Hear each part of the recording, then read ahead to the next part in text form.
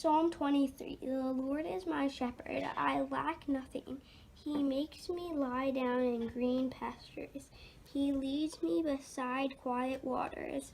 He refreshes my soul. He guides me along the right paths for his name's sake. Even though I walk through the darkest valley, I will fear no evil, for you are with me. Your rod and your staff, they comfort me. You prepare a table before me in the presence of my enemies. You anoint my head with oil, my cup overflows. Surely your goodness and love will follow me all the days of my life, and I will dwell in the house of the Lord forever. God is so good. God is so good. God is so good. He's so good to me. He loves us all. He loves us all.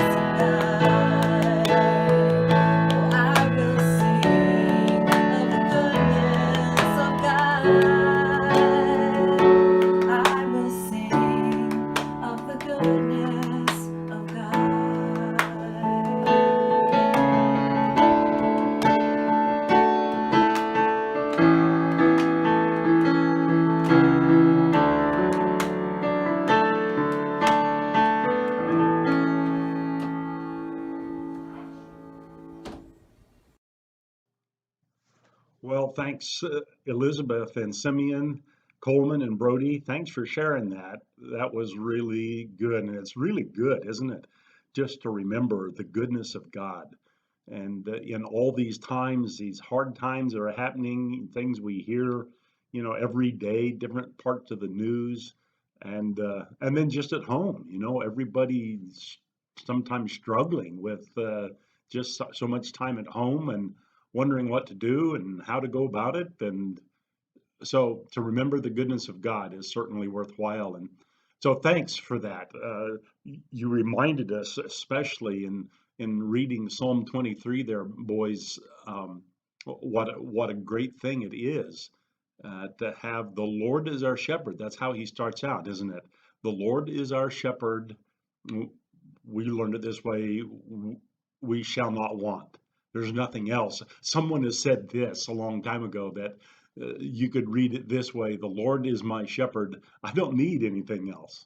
And that is probably really true.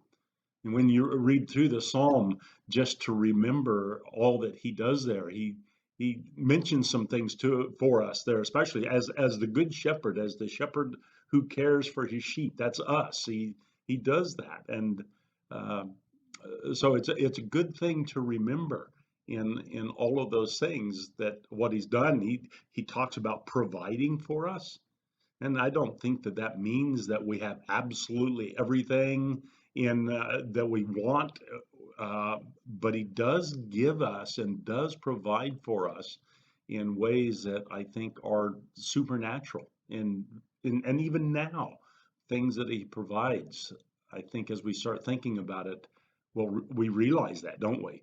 And the goodness of God in providing things for us. He talks about protecting us. He talks about going with us and leading us through the valley of the shadow of death. And he says, I won't fear any evil because you are with me. The whole idea of the protection of our great shepherd as he walks us through things. And again, that doesn't necessarily mean nothing extraordinary is not going to happen. It doesn't mean that sometimes we don't have hurts and hard things, but it does mean that he hasn't abandoned us. He hasn't given up on us at all.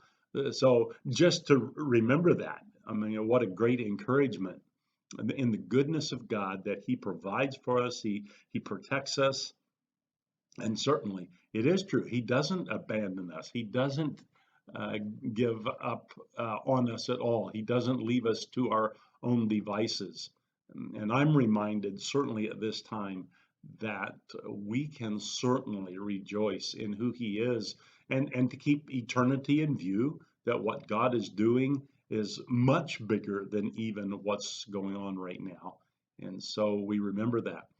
As I was thinking of the 23rd Psalm there, as the guys read it, I was also reminded of another passage in the Bible that I want to share with you, just because I think it relates a lot with the whole idea of the Lord being our shepherd, providing, protecting, not abandoning us in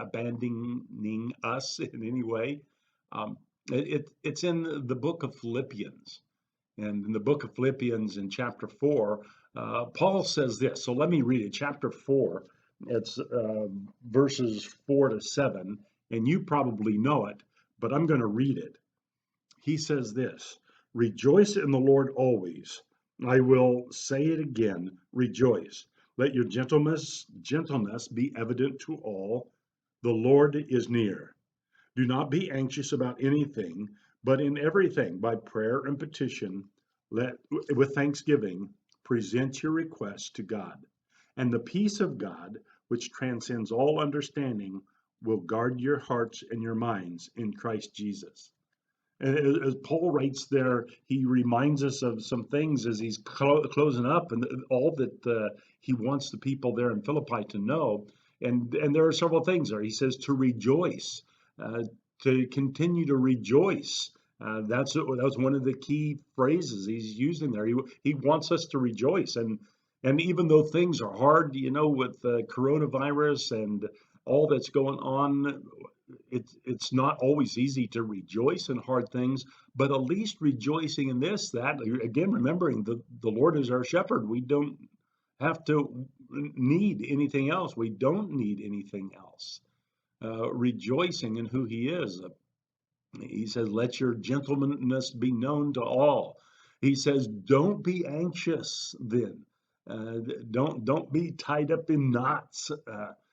Don't be that way, but instead be praying and with thanksgiving, and let your request be known to God." And then he says, "The peace of God that is there, the peace of God, and all that He gives." And I think it's a wonderful passage. To me, possibly the key to this whole little passage is the little phrase, "The Lord is near." Now, he may have been talking about remembering that the Lord's return is at any time, and that's possible. But I think it's also especially just remember in all of life and all the things going on, the Lord is near. He has kept right near us. He doesn't hold us off, with arms way out away from us. He is near us. He holds us. You think of a little kid holding his or her teddy bear. It's near. It feels comfortable. Years ago on the ranch, I would be out riding the range, and I'd spend the night out, and I'd be sitting around my little campfire. My horses are picketed, and the dogs are around me, and life was good. It was really amazing. And then it would get dark, and until then, my dogs were roaming around. But suddenly, when it started getting dark, the dogs would come and they would sit right next to me, and they wanted to be near me. They felt there was a certain amount of comfort there with having me right there. That, that may be a silly way to think about it, but it's really true that that's how we are with the Lord. That He is near us. He doesn't abandon us. He doesn't go away. He is right there with us, and we can hold right onto Him. Can I say it this way? We can snuggle up to Him because He is right there. He is the Lord. He is good. He is our shepherd. He is the one who is near. And so today, the things that come at us, the things that we hear on the news, the things that may be going on at home, remember this: the Lord is our shepherd. He's provided, He cares for us. And remember this: the Lord is our shepherd. He is near you. Let Him be near you today. Have a great day.